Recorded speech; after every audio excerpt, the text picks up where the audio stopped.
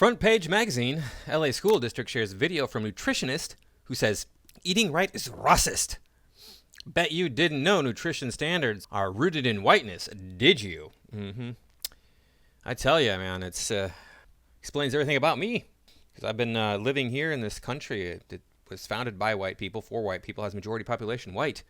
That's just, I have to eat this way. Let's roll down here and take a look at this article. Now, before we do, I want to thank everybody for stopping by. I do appreciate everybody supporting my work and my mission here to stand up against wokeness, hopefully stopping all the wokeness in the world, but I don't know if that's going to happen ever. Please remember to like, comment, share, subscribe. You can find me over on Rumble and on Twitter. And let's go ahead and dive into this article.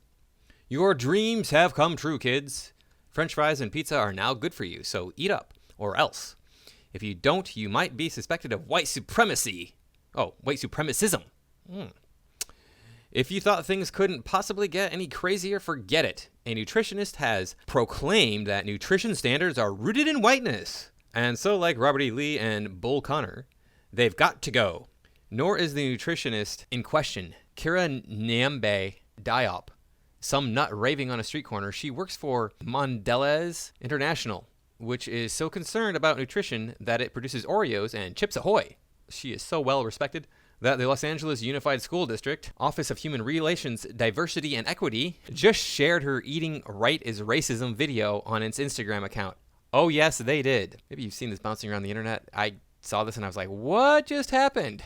It comes as no surprise, really, now that women are men and men are drag queens in primary schools, that someone who calls herself a nutritionist would tell us something like this, and instead of being laughed out of her profession, would be held up by what is supposed to be an organization of sane and sober educators as someone who actually has something to tell us. The video that the LA School District wanted those who are foolish enough to follow it on Instagram to see begins with one woman offering another a plate of donuts and being absolutely baffled when they're refused. Are they moldy? I mean, are they poisoned? The woman who refused a donut is speechless, whereupon the fatty snack pusher scolds her, you're judging my food choices based on a false standard of health again, aren't you? Yeah, well, I don't think the donuts are the most nutritious thing in the world to be eating. Let's take a look here at the video. I think we're going to all learn something when we watch this. I got us donuts. Those are so bad for you. Oh no, are they moldy? I mean, are they poisoned? Are you allergic? No, I'm just saying. You're judging my food choices based on a false standard of health again, aren't you? Guilty. Can you please describe this false standard of health to me? I'd really like to know what it is. Diet culture, fat phobia, and systems of oppression have created false hierarchies of food, and it shows up everywhere. Really? So the solution to that is to eat donuts. Okay. For instance, harmful thought patterns like earning food through exercising, or that dessert is the reward for the punishment of eating vegetables. Remember that you do not need to earn food. We are all Oh, God.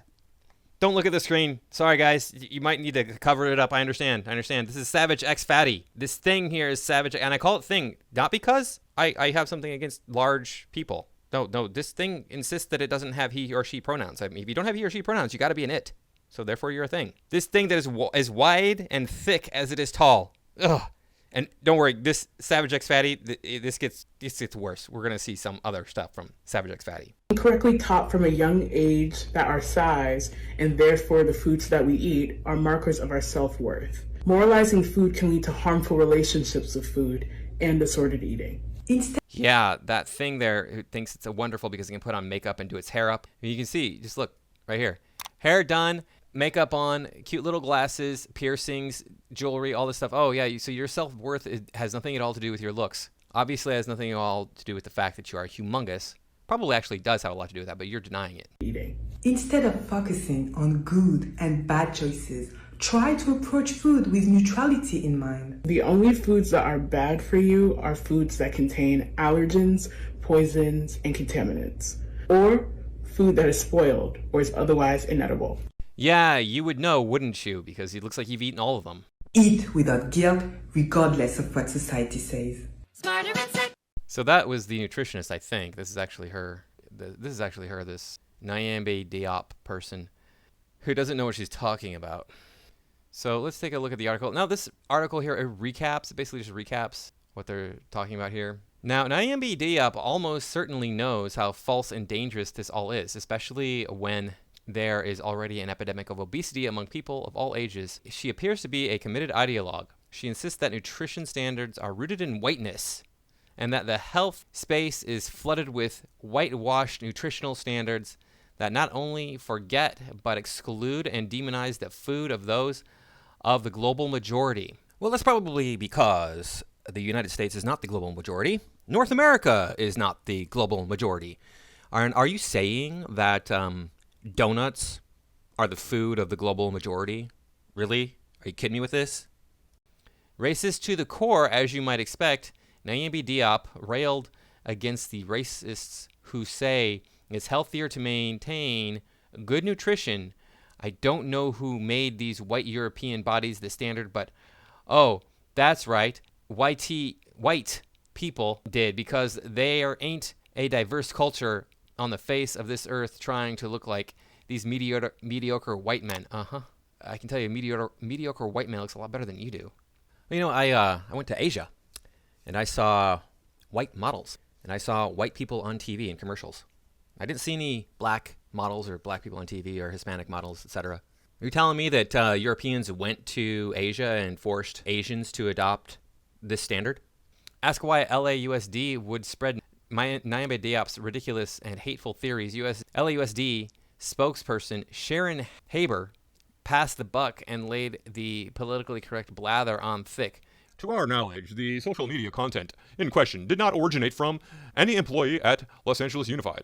We support the highest nutritional standards for our students and continue to ensure all social media content promotes a safe, welcoming, and affirming learning environment for all.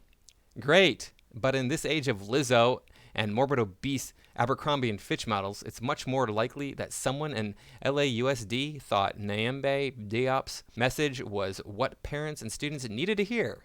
This madness, it runs very deep. That's the end of the article right there. A pretty short one, but we're going to take a look at more of this because this is just insane. We got it here on Timcast. Look at this. He had a little bit different information. What's the worst diet you've ever tried? Nyemb-Diop asked in the caption of her Instagram post, which read, "Y'all, if I had $1 for every time I've been called unnecessary or divisive, I'd be sitting on a money pile, LOL. But it's always a Betty or a Karen who make these comments without looking around. Nutritional standards are racist and excludent, always leaving the foods of the global majority out of the conversation doesn't sit right with me. Diet culture is dangerous, especially for marginalized bodies who think this ideal is a skinny white woman who doesn't eat carbs and sticks to a Mediterranean diet. It fills our heads with shame and guilt for enjoying cultural foods that not only nourish our belly, but our soul. Food is the love language across cultures. It's the way we communicate. Don't sacrifice that for a whitewashed system. We can heal your relationship with food, sis. And if you are looking for a place to dive deep into your nutrition journey with other black women who just get it without judgment, come join my coaching program. Tap the link in bio to learn more. You're beautiful just the way you are.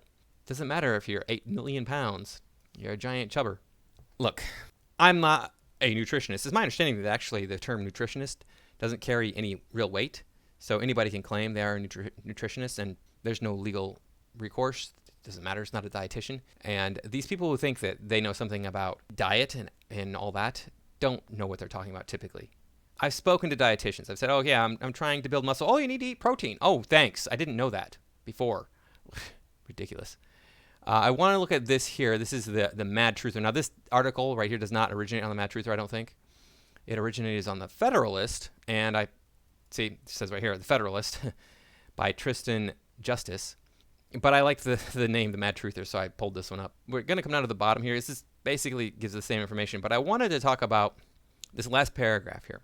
Basically, the higher the intake of added sugar, the higher the risk of heart disease. Who said?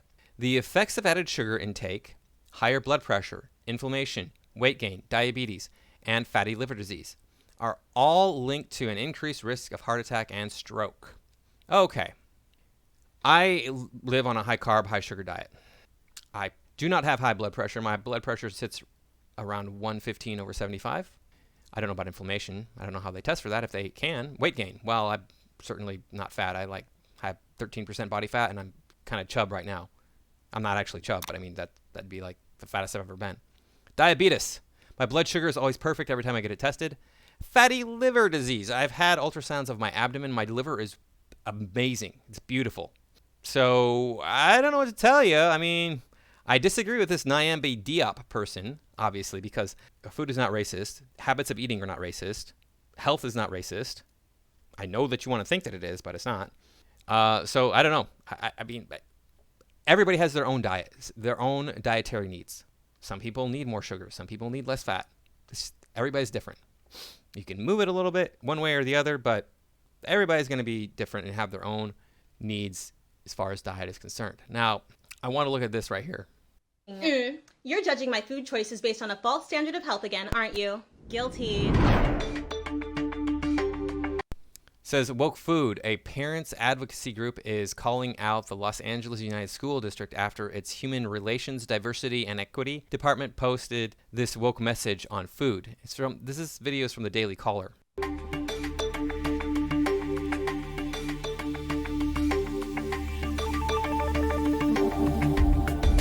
Yeah, I don't think any diet system, healthy eating practice involves donuts. I really don't. I used to make donuts. I used to make homemade donuts. They got a lot of sugar in them. They got a lot of flour in them. Processed white flour, not whole grain flour. I mean, those are things that are considered kind of like added food that you don't need. We're going to skip this part of the video since we've already seen it and I've already talked about it. All right. So after they play through the video we already watched, they start showing off this Savage X fatty person who is just freaking disgusting. She models. Why are people putting disgusting human beings up in front of the public to see? Is Maya Fino, a human rights advocate and model who uses they, them. Thank you for letting me know it. Appreciate it.